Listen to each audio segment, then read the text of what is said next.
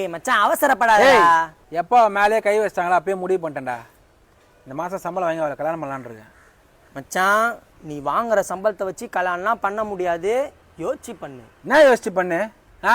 மச்சான் மாசம் ஆனால் கையில் 8000 நிற்குது தெரியுமா உனக்கு? 8000 நிற்குதாடா? 8000 இல்லை. நான் ஓட்டி பார்த்தேன்னு வச்சுக்கியா மாசம் 10000 நிற்குது மச்சான். 5000 வீட்டு வேலை கொடுப்பேன், 2000 மளிகை சாமான் வாங்கி போட மிச்சம் 3000 வச்சு ஊரை சுற்றுவேன் கூட. மச்சான் 10000 நிற்குதாடா? மச்சான் நான் ஒரு உண்மையை சொல்லுவா, நான் அழுத்தி போச்சுன்னா மாசம் 11000 நிற்குது மச்சான் என் கையில். ஓ அப்படியா? ஆமாடா. அப்போ சுத்தா முட்டி என்கிட்ட வாங்கின காசை கூடுறா எச்சப்பாடு இல்ல ஃபெரோஸே. என்கிட்ட ஒரு 6 மாசம் முன்னாடி ஒரு 8000 ரூபாய் வாங்கினா. மாசம் சம்பளம் வாங்க சொல்ல கேட்டேன், தேவாலயத்துல உண்டில போட போறேன்னா சரி விட்டேன். 2ஆம் மாசம் சம்பளம் வர சொல்ல கேட்டேன், அம்மாக்கு புடவை வாங்க போறேன்னா சரி விட்டேன், அம்மாக்கு தானேன்னு. 3ஆம் மாசம் சம்பளத்தை வச்சு ஒரு கல்யாணம் பண்ண போறாராம். நீ 4ஆம் மாசம் கல்யாணம் பண்ணிக்கோ, இந்த மாசம் என்கிட்ட வாங்கின காசை குடி. குடி.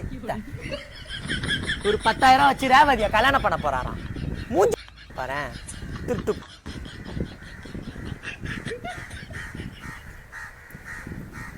சரி நீ கல்யாணத்துக்கு எங்க வேஷ்டி சட்டை எடுக்க போற?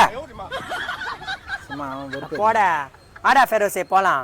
ஊர் உள்ள ஃபுல்லா சுத்தின்னு இருக்குது.